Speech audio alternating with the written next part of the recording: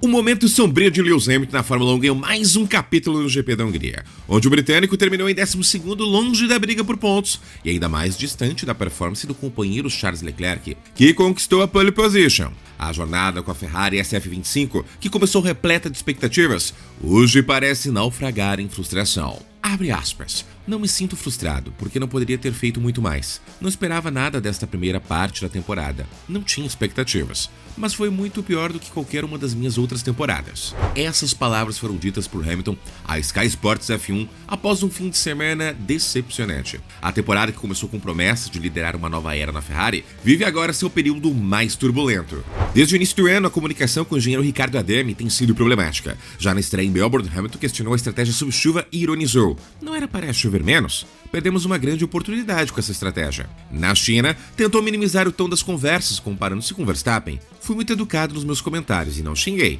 Basta pensar em como Verstappen tratou Lambiase no passado, mas essas discussões acaloradas não viraram notícia. Essa comparação gerou desconforto, especialmente com a dupla da Red Bull, que se apressou em defender sua parceria. Hamilton também se mostrou frustrado com o ritmo de desenvolvimento da Ferrari. Vejo outras equipes trazendo atualizações e, honestamente, não entendo por que ainda não trouxemos nenhuma. Acho que uma chegará muito em breve, ou pelo menos espero que sim. A fala contrasta com declarações anteriores do próprio piloto, que pedia foco total no projeto de 2026. O britânico também criticou o time das novas peças, como a nova suspensão traseira testada em Spa. Não fizemos nenhum teste em Mugello. Foi um dia de filmagem de cerca de 15 voltas, nada mais. Estou testando a suspensão aqui pela primeira vez. Além disso, revelou que Leclerc havia testado um componente antes dele. Charles testou parte deste pacote de atualizações no Canadá, enquanto para mim é a primeira vez. Mais tarde, Hamilton esclareceu que se referia ao sistema de freios, não à suspensão. Em Spa, Hamilton chegou a adotar um discurso firme sobre seu papel na Ferrari, declarando-se uma figura ativa no processo decisório.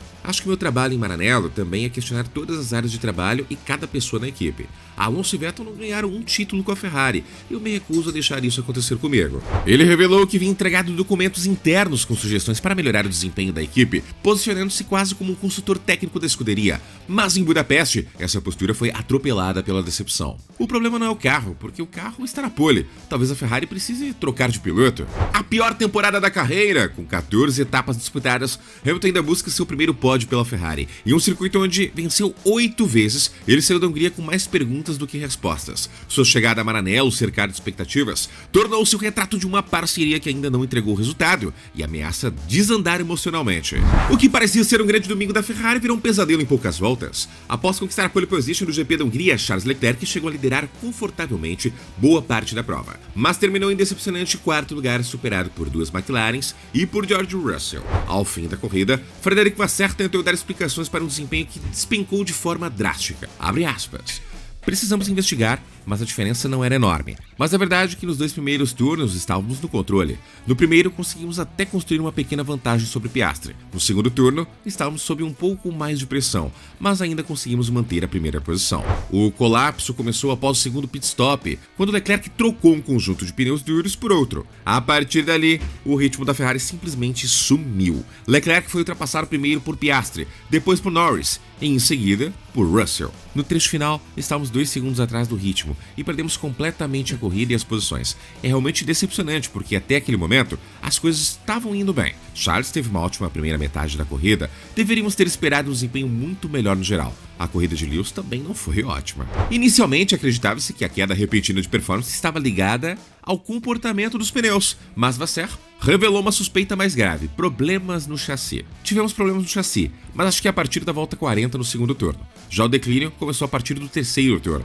Segundo o chefe da escuderia, o desgaste abrupto não tem relação com a troca de pneus em si, mas com uma possível falha estrutural que afetou a estabilidade e o equilíbrio do carro, jogando por terra qualquer chance de vitória. Vasseur também mencionou uma reclamação feita por Leclerc nas voltas iniciais. No início da corrida, Leclerc reclamou de algo relacionado ao K1, ou seja, o uso do motor por volta, mas é algo que pode dar ou tirar um décimo. Não tem nada a ver com os 2 segundos que perdemos no final da corrida. O sistema K1 permite que os pilotos extraiam mais potência do motor por curtos períodos. Apesar da queixa, a equipe considera que isso não foi determinante para o resultado final. Apesar da frustração evidente, Vasseur tentou extrair pontos positivos do fim de semana. No entanto, também podemos tirar os pontos positivos do fim de semana, porque conseguimos nos igualar à McLaren em muitas etapas. A Ferrari igualou o ritmo das rivais durante os trechos iniciais, e a pole de Leclerc ainda é considerada uma amostra do potencial do SF25 em condições normais. No entanto, os problemas de confiabilidade, agora somados à má performance de Lewis Hamilton, apenas 12º, lançam dúvidas sobre a consistência da equipe no restante do campeonato. E se não bastasse para a Ferrari, George Russell está acusando a escuderia de trapacear. O que aconteceu com Leclerc? Foi erro técnico ou manipulação deliberada? A treta está formada e a gente explica tudo agora. Bom, como vocês bem sabem, Charles largou da pole position e liderou boa parte do GP da Hungria. Tudo indicava que finalmente a vitória viria, só que nas voltas finais, o que se viu foi um colapso completo de performance do carro número 16. E é justamente o piloto da Mercedes que está lançando uma bomba nos bastidores. Logo após a corrida, Leclerc foi direto ao ponto. Comecei a sentir o problema por volta da volta 40 e piorou a cada volta. Perto do final, estávamos 2 segundos mais lentos. O carro estava simplesmente incontrolável. Mas especialistas apontam outra causa: pressão exagerada nos pneus. Com temperaturas baixas na Hungria, a Ferrari pode ter aumentado demais as pressões para aquecer os pneus mais rápido. Resultado, eles saíram completamente da janela ideal de desempenho e o carro virou um pesadelo de guiar. Durante a corrida, Leclerc não segurou a língua. Precisamos discutir coisas assim antes de implementar. Estamos perdendo esta corrida por conta disso. O carro está indirigível. Seria um milagre terminar no pódio. Mas depois da corrida, o tom mudou. Preciso me desculpar pelo rádio. Depois da corrida, obtive mais informações. O problema estava no chassi e não era algo que uma estratégia diferente teria resolvido. Só que essa explicação não convenceu todo mundo. George Russell também foi direto e ensinou que a Ferrari poderia ter passado dos limites do regulamento. Vi como ele estava lento, então suspeitei que havia algo errado. A única coisa que conseguimos imaginar é que estava com o carro muito baixo e precisaram subir a pressão dos pneus. Eles também usaram um modo de motor que dá menos potência no final da reta, que é justamente onde há mais desgaste na parte inferior do carro. Ele não vai te dizer que estavam tão perto de serem ilegais. É o que os dados sugerem, com base nos tempos de volta e no modo do motor. Mais uma vez, a Ferrari parece ter sabotado sua própria corrida. Mesmo com Leclerc largando na pole e liderando 40 voltas, a escuderia não conseguiu converter a vantagem em vitória. E agora precisa lidar com insinuações pesadas de um rival direto. Problema técnico ou acerto arriscado demais? E mais importante, há algo a ser investigado pela FIA? Max Verstappen terminou apenas em 9º lugar, e enquanto isso, Yuki Tsunoda sequer passou do Q1. Mas a performance decepcionante veio acompanhada de críticas contundentes por parte do tetracampeão mundial, que não poupou palavras após mais um dia frustrante. Não houve uma única volta ou curva em que me sentisse confortável. Fiquei deslizando na pista durante todo o fim de semana. Desde o início dos treinos livres, ficou evidente que Hungaroring expunha uma fragilidade rara no projeto do RB21. Os engenheiros da Red Bull até tentaram reverter o cenário ao longo do fim de semana, mas nada funcionou. O carro parecia um completo estranho para Verstappen desde a primeira volta. Durante o TL1, ele já havia classificado seu carro como simplesmente incontrolável, e a situação não melhorou. Mesmo após diversas mudanças no acerto, Verstappen revelou que a equipe chegou a voltar para a especificação anterior da asa dianteira, mas os esforços foram em vão. Viramos o carro de cabeça para baixo para tentar acertar, mas o problema é que não encontramos uma direção real, o que é preocupante, considerando que, quando você altera a configuração, sempre obtém resultados, sejam positivos ou negativos. Hoje, no entanto, simplesmente parecia que nada estava funcionando. É como andar em círculos sem saber o que fazer. A classificação foi tensa e imprevisível, com Verstappen escapando por pouco da eliminação precoce. Mesmo ciente de que a Hungria não seria o terreno mais favorável para seu carro, o piloto da Red Bull confessou ter sido surpreendido com a gravidade da situação. Nunca pensei que estaríamos tão atrás. Acho que ninguém esperava isso. É realmente difícil explicar por que tivemos tantas dificuldades neste fim de semana. Em resumo, galera, a Red Bull está perdidaça da vida, mas agora eles têm algumas semaninhas aí para se realinhar e voltar forte para o GP da Holanda, casa de Max Verstappen.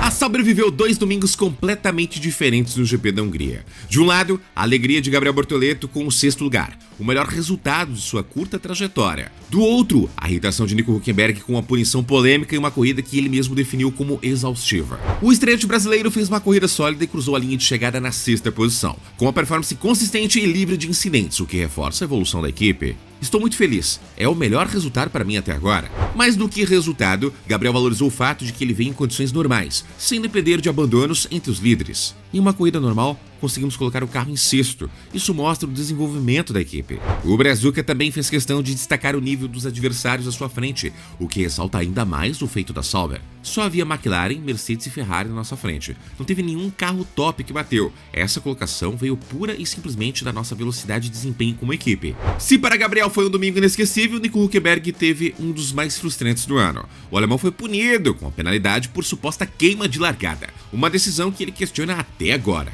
Não faço ideia, preciso ver isso. Do meu ponto de vista, não cometi nenhuma queima de largada. A suspeita da direção de prova seria um pequeno movimento do carro ao engatar a primeira marcha pouco antes da luz verde. Huckenberg não acredita que isso tenha tido impacto real na prova, mas considera o episódio mais um capítulo de um fim de semana decepcionante. Não sei se isso que causou a punição. Não mudou nada na corrida, mas combina com o fim de semana que tivemos. O resumo da prova para o veterano foi uma corrida longa, dura e cansativa. Apesar do resultado abaixo do esperado, Huckenberg deixou claro que não precisa de tempo para esfriar a cabeça. Pelo contrário, quer voltar à pista o quanto antes. Para mim, pode continuar, especialmente depois de um fim de semana assim. É sempre bom poder voltar logo ao carro. Mesmo assim, ele pretende aproveitar a pausa de verão de forma produtiva antes do retorno da F1 no GP da Holanda em Zandvoort, no fim de agosto.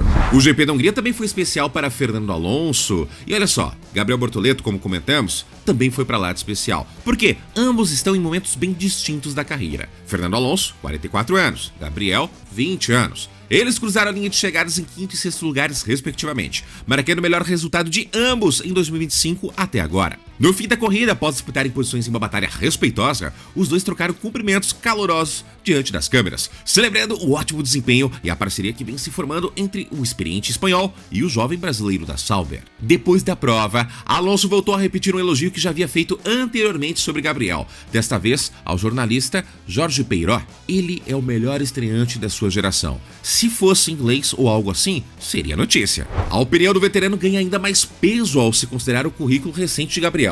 Campeão da F3 e da F2 em sua primeira tentativa. Um feito raríssimo, que só Charles Leclerc e George Russell, e Oscar Piastri haviam alcançado nos últimos anos, apenas 3 pilotos. Gabriel reconhece que ainda há muito a aprender com Fernando. Do lado do estreante, o respeito pelo companheiro de grid é evidente. Em entrevista à Sky Sports F1, Gabriel revelou que até mesmo durante a corrida aprendeu mais uma lição tática com Alonso. Estou muito feliz com o resultado, mas acho que ainda tenho muito a aprender com Alonso. No primeiro stint, ele me manteve atrás, diminuindo a velocidade nos primeiros 2 setores. Não consegui ultrapassar de jeito nenhum, destruí os pneus atrás dele. E quando ele decidiu forçar, ele forçou e foi embora. Sempre há algo a aprender com ele. E é sempre interessante pilotar ao lado de campeões como Fernando e Max. É sempre ótimo. Vocês repararam o que ele falou, né? Fernando e Max. Hamilton?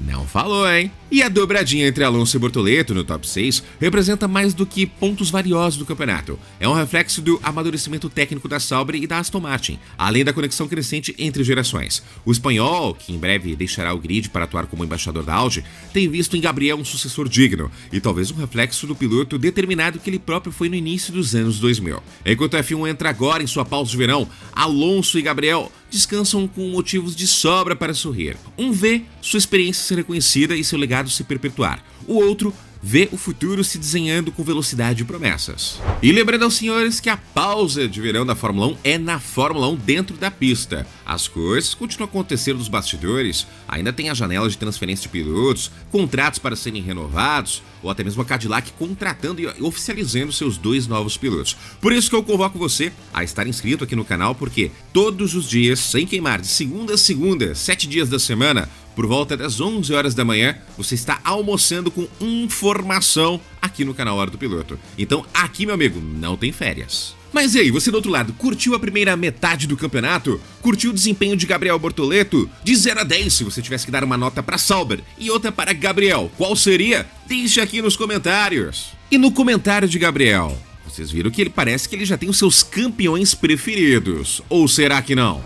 E no mais, muitíssimo obrigado a você do outro lado que nos acompanha aqui diariamente, de segunda a segunda, há anos gerando conteúdo aqui no canal. Ó, galera, é o seguinte, aquele famoso triplo C, curte, comenta, compartilha. Agora tem ferramenta nova no ar aí, ó, Hypar. Esse Hypar faz diferença? Faz. Então, coloca aí no Hypar para dar aquela força para nós, para continuar incentivando o nosso trabalho aqui também. Lembrando também, ó, comunidade em torno de 70 mil inscritos, então se inscreva no canal. E o nosso encontro, você já tá bem ligado, né? Eu sou o Tio Barba e até o próximo vídeo!